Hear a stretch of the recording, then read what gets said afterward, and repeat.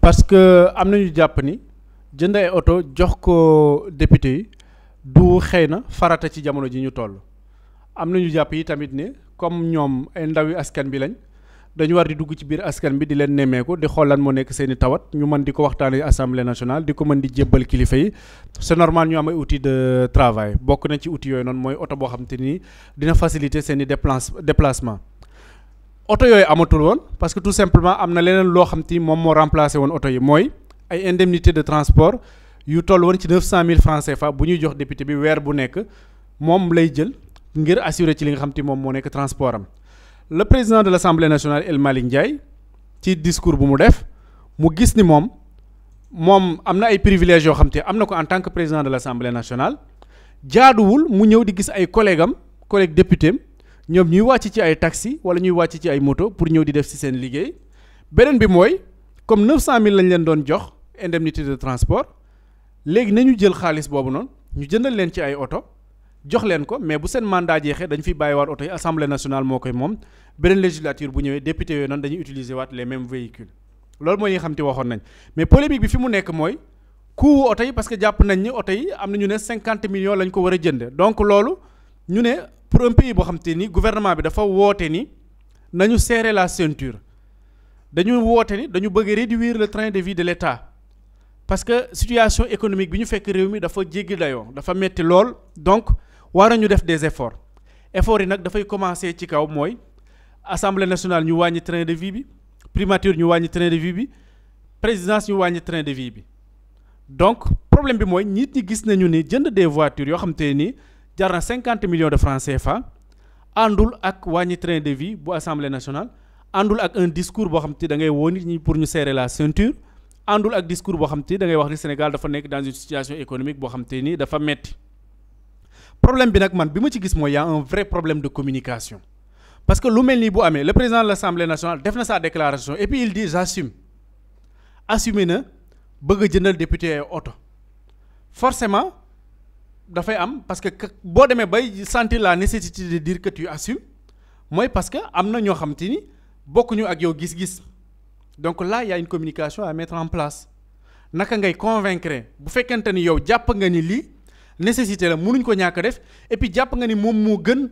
y a une communication à mettre en place pour faire comprendre ñi nga xam te ni ñoom adhéré wuñu ci idée boobu noonu nga faire comprendre leen nécessité wu mbir mi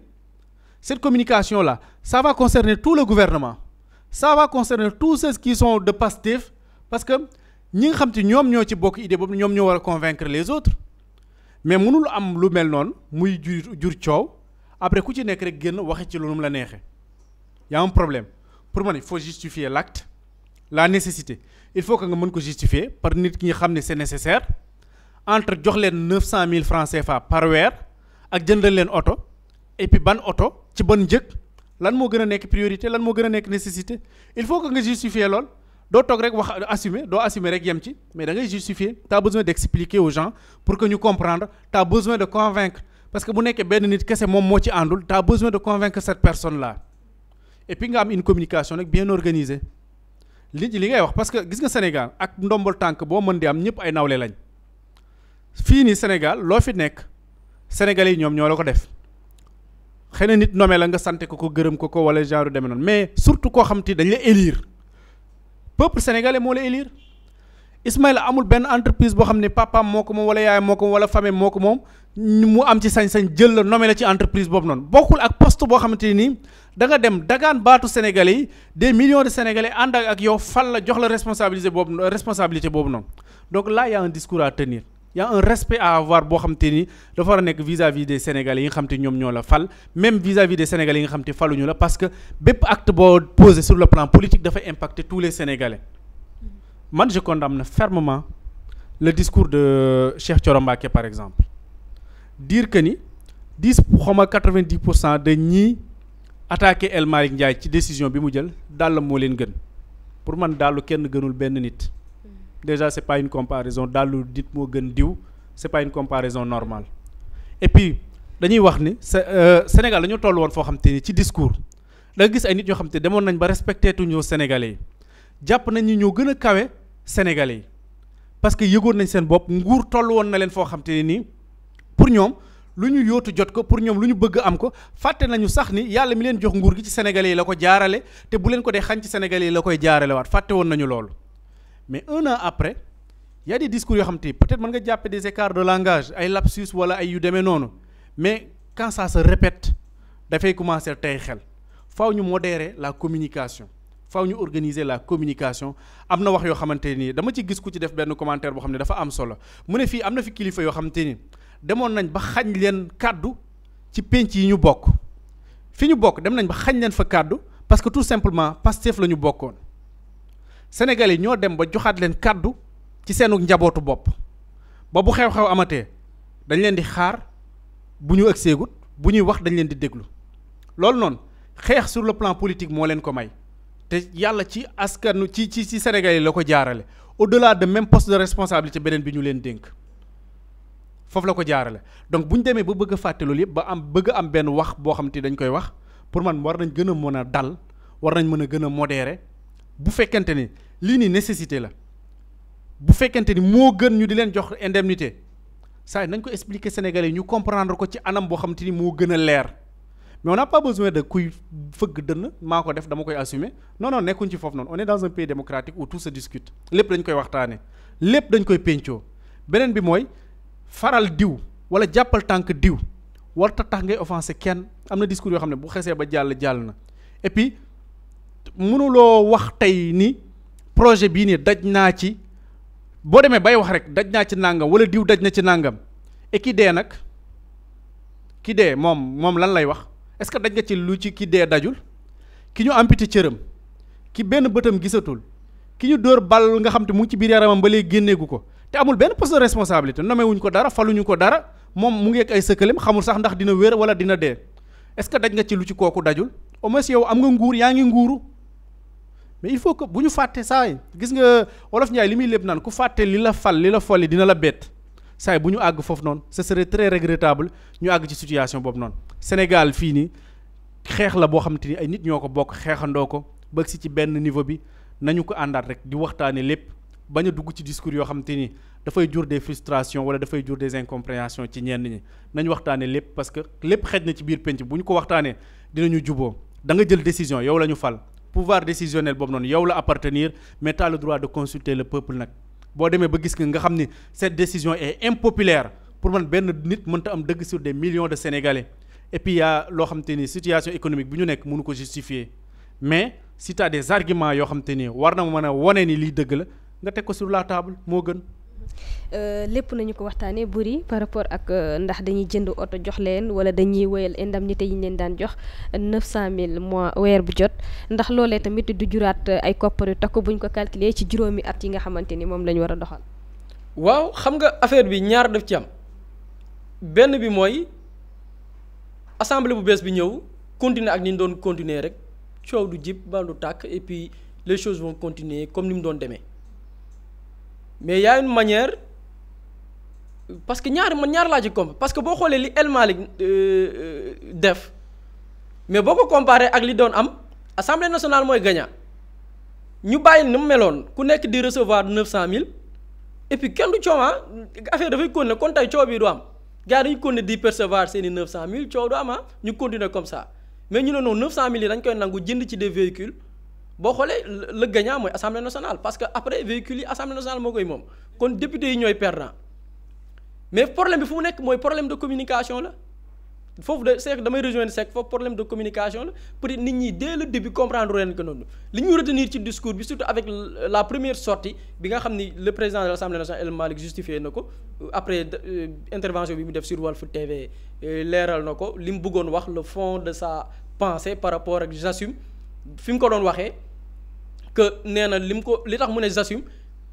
du premier ministre bi décision premier ministre bi la du décision président de la moom décision boppam la donc dafay assumer que moom moo jël responsable mais du ci premier ministre du ci président de la république mais problème de communication bi may wax mooy nga jël décision alors que décision bi nga jël moo gën sax li fi nekkoon te alors que nit ñi mënuñu comprendre loolu c'est un problème parce que man bu ma defee sama petit calcul mois bi boo jëlee ku ci nekk dox ko 900000 at bi dafay nekk 10,8 millions. boo ko calculer sur 5 ans durée mandat wu député bi day nekk 54 millions donc bu ñu bàyyi woon noonu député dañuy continuer sur 5 ans ñu am 54 millions yoo xam ne daf leen di revenir mu lew leen doom. maintenant problème bi fan la nekkee pour man loolu mooy nekk deuxième problème bi nga xamante ni peut-être mooy ni polémique bi parce que dañu ñëw ne réduction du train de vie de l'État mu am des signaux mooy parce que li may faral di dégg souvent ci discours yi mooy c'est des acquis yoo xam ni député am nañ ko mais bi régime bu bees bi ñëwee fekkuñu fi des acquis yoo xam ne nit ñi dañ ko am ñu bàyyi ko noonu y avait des institutions qui étaient là HCCT y a conseil économique social environnemental ay nit ñoo fa nekkoon am des acquis yu leen état may par des lois président ñëw effacer lépp parce que pourquoi on veut réduire le train de vie de l'État et quand on parle du train de vie de l'État du rek l'exécutif du d'autres institutions l'Assemblée nationale ci biir état la bokk foofu la coow li nekk li ko gën a indi aussi y a le premier ministre aussi bu defoon une sortie ne primature prévoir nañ pour jënd 30 véhicules fanweeri ndaamaar naroon nañ ko jënd maane stop soxlawuñ 30 véhicules am na ay oto yu paan yi fi nekk nañ leen jël réparer leen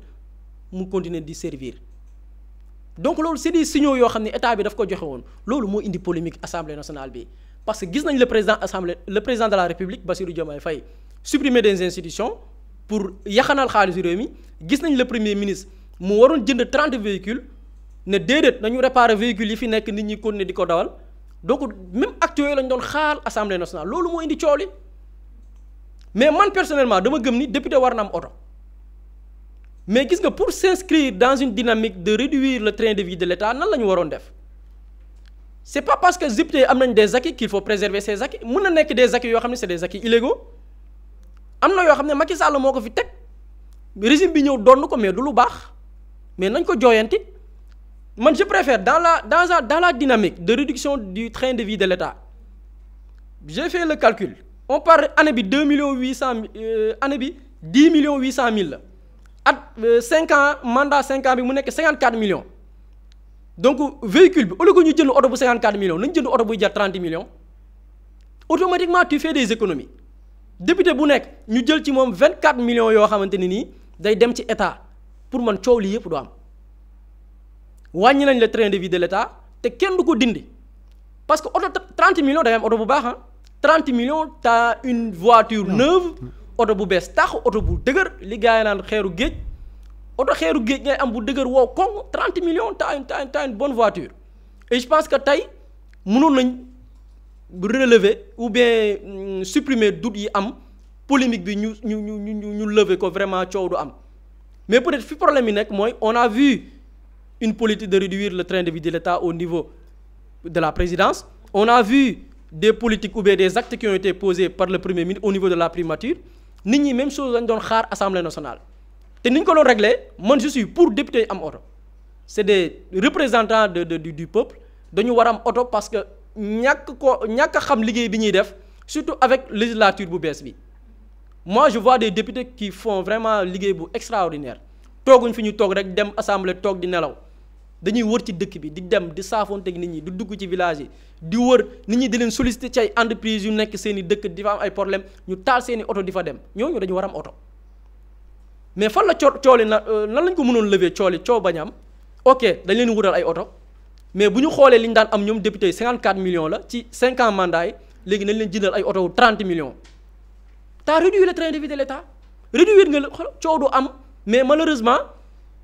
cette politique cette phase là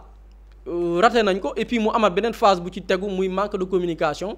et puis yenn sorties yi nga xamante ni génn na et dafay revenir souvent tamit ci par rapport ak la communication du gouvernement surtout ni ñàkk harmonisation de la communication tey am na coow bu am même su fekkee coow li bon en tant que ñun analyste da nga koy rafetlu ci benn côté parce que c'est une bonne nouvelle pour la démocratie de voir un parti au pouvoir mu am ñu bokk ci biir parti ba kii am gis-gis bi kii am gis-gis bi man jàppewuma ko sax crise wala dara mais dama ne c'est une bonne nouvelle pour la démocratie au moins amatuñu des gouvernants yoo xam ne dañuy toog ñu am des militants ou bien des sympathisants yoo xam ne dañuy toog di leen tàccu rek lu waaye neex def lu ngeen def gongo parce que yooyu lañ fi tàmmoon di gis régime yi fi précédé yépp doo def say ñooñ ne la li nga def baax na yaa fi ne mais tey avec le régime de Pastef on a vu que même les critiques même yi gën a virulentes ci seeni camp lay jugee et loolu c'est une bonne chose pour la démocratie baax na gis nga ñi ñu jiite waruñu toog rek ñu leen di tàccu di leen neexal waaye yéen fi baax yéen fi gën il va falloir que seeni ak nit ñi di ci poser wu des questions seulement que nag critique bi jooyante bi ou bien joxe sa xalaat na ànd ak worma na ànd ak teggin bañ a dugg ci xaste ba ñu dugg ci ñàkk wormaal ay nit ba ñu dugg ci comparaison dëkk bi ñëpp am mérite Sénégal xeex bi mu xeex pour man sax Seck wax na ko ñi ci ëpp mérite sax mooy ñi nga xam ne doon lañ xeex te xaaruñ ci poste am na ci des jeunes yoo xam ne bi xeex bi jeexee bi Diomaye toogee lañ dem nekkaat seeni activité di liggéey xaaruñu poste xaaruñ nomination dañ doon xeex pour le Sénégal kooku tey mënoo jàkkaarloog moom naan ko ministre bii wala président de l'Assemblée nationale bii moo la gën wala mënul nekk parce que kooku da doon xeex te yaakaarul ni sax dina am soxlawul poste parce que wóor na ko di sax moom lii muy xeex sax bu dee jariñ daf ci war a am lu nit di bénéficier compris du ci am mais daf ko xeex ndax principe kooku mënoo ni diw moo ko ëpp mérite mënul nekk donc wax yi nañ ko xoolaat segg ko et puis gouvernement bi gën a réfléchir sur ça seeni communication je pense que c'est que jotoon na ci benn exemple boo jëlee le régime de Macky Sall yu ci bari ci ndëngte yi ñu doon def ñooy nekk ci ndëngte de ay safaan la ñuy def mais gis nga bu ñu defee seen ndëngte ba pare dañuy toog réunion waxtaan li ñuy waxtaanee ne ooy élément de langage yi lii la Buri booy génn waxal lii Ismaïla booy génn waxal lii Aminata booy génn waxeel nii teg ko fi acca yow demal Walf yow demal TFM yow demal fee lii la ñuy wax xoolal ce sont les mêmes éléments de langage la ñuy utiliser la communication elle était harmonisée mais malheureusement man je vois avec le nouveau régime mais ça part dans tous les sens kii polémique dafay am coow am kii day génn wax fii kii génn tëllee fële keneen génn waxee fële mu nekk benn pëccëxoo boobu mais pour man actuellement war nañ gën a mun a xoolaat nu ñuy harmoniser seen communication ba non seulement dinañ mën a communiquer avec seen cible te coow du ci am polémique du ci am yenn wax yi nga xam ne ñeen dañ koy jàppee lu ñàkk teggin wala ñu ñàkk war ma bañ ci am et je pense que c'est ça. Et puis Buri dafa wax sànq c'est une très bonne nouvelle pour la démocratie sénégalaise mais est-ce que c'est une bonne nouvelle pour le parti concerné le parti PASTEF parce que tey am na ñoo xamante nii saay gis nga benn acte rek mën na leen a démissionner leen di parti dañuy toog fi ñu toog pare nañ ci parti bi dootuñ ci wax dootuñ ci jëf bu élection amee ils vont voter sanction c'est une bonne nouvelle pour la démocratie mais c'est pas une bonne nouvelle pour le parti certes fonctionnement démocratique boobu dafa war a am ci biir parti bi ñuy waxtaan mu bañ a nekk une dictature wala benn pensée unique boo xam te ni kenn mooy xalaat rek après ñëpp appliquer ko mais il faut que ñuy concerté wu il faut que ñuy waxtaan il faut qu'on harmonise la communication comme li mu wax tey pour ce même problème là ñaata communication polémique moom ci am gis nañ fi le premier vice-président de l'Assemblée nationale defoon na fi benn sortie jamono yële bind sur Facebook laissez-nous gérer notre budget après le peuple va juger mais waruñu am gis-gis boobu pour man loolu bala nga koo wax yow deuxième personnalité même kii ci Assemblée nationale bi yow bala ngaa war a def une sortie pareille saa war nga woo nit nga ne ko lii laa bëgg a bind ci polémique bi xew nii lan nga ci xalaat